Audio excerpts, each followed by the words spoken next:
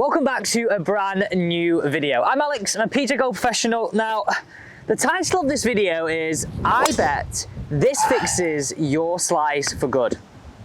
And I promise you, it will. There's two parts to this process. Make sure you follow them both for long, lasting results. Now, this has to be one of the most common questions that I get asked across both YouTube and on Instagram. So I thought, you know what?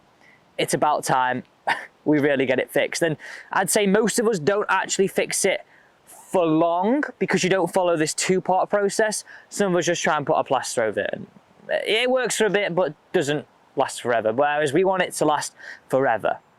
Now, the first thing that I'd always say to everybody is, what hits the golf ball? Well, it's the club face. What controls the club face? The grip. So it's pretty important that we have the hands correctly orientated on that golf club. Now, I know many of us might think we know this, and you may know this, but it's so good just to use as a quick reminder to go, right, okay, this is what I want to see. So let's just do this from player cam perspective, right? I want you to see, and you can see this right now on player cam, 2.5 knuckles showing on your glove hand. Then as you place your right hand on, both of those creases are like pointing to the right half of that screen. Now, for me, that's going to give you much better control and give you a much better chance of getting that club face to square up into impact rather than leave it way open. So first things first, can we copy the grip that you see on the screen? Easy. Stage 1 done. Okay, and what I'd say is, because that might feel a little bit strange to some of us, give it a little bit of a hit.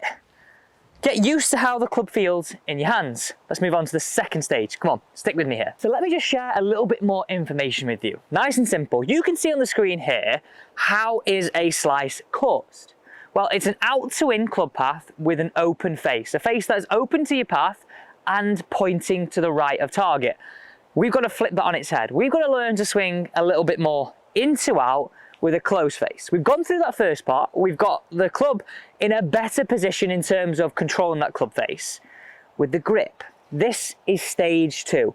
Think of last parallel, and if you don't know what that means, don't worry, we're here to explain. Now, as a slicer, most of us at last parallel, so on the way back down at this point, would have the club sort of outside the hands here and the club face laid back on this angle, okay? What we're trying to really improve upon is, can we get the club a little bit more over, and can we get it behind the hands? So watch that subtle difference, that little tweak from here to here. Okay, and that's what I want you to think about as your only focus right now. Once you've got the grip, how can you, I should say, change your club from coming out here to feel as though it's behind us for longer and closing earlier? So what I want you to think about here is really nice and simple. 1, get relaxed, okay? Relax those arms, relax those wrists. We really need that to happen. I want you to imagine, right? There's a wall just behind you, what your bum's on, and what I want you to feel, your club head drags down.